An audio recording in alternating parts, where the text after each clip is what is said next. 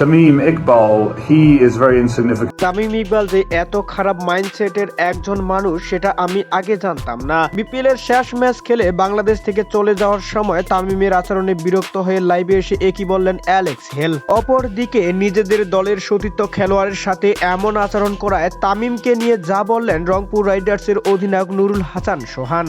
দর্শক, এবারের বিপিএল এ রংপুর রাইডার্স বনাম ফরচুন বরিশালের 13তম ম্যাচটি ছিল চরম নাটকীয় একটি ম্যাচ। এই ম্যাচে যে পরিমাণ ঘটনা ঘটেছে গোটা বিপিএলেও এত পরিমাণে ঘটনা ঘটেনি, যা বিপিএল ইতিহাসে আগের কখনো ঘটেনি।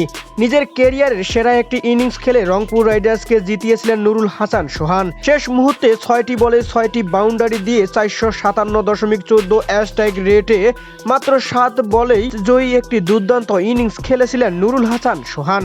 এমন দারুণ ম্যাচটিকে তামিম ইকবাল করলেন কলঙ্কিত।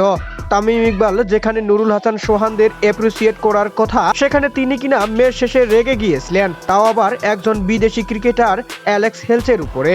রংপুরের এই দুর্দান্ত জয়ে অ্যালেক্স হেলসের অবদান অন্যতম।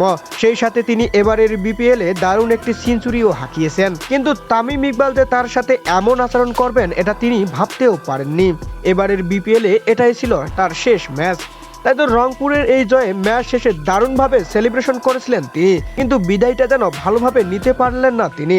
তামিমের সেই আচরণটা নিয়ে সংবাদ মাধ্যমে দুঃখ প্রকাশ করেন অ্যালেক্স হেল। তিনি বলেন, ম্যাচ জয়ের পর উচ্ছ্বাস প্রকাশ করতে করতে তিনি ড্রেসিং রুমের দিকে যাচ্ছিলেন, যা তামিমের সহ্য হয়নি।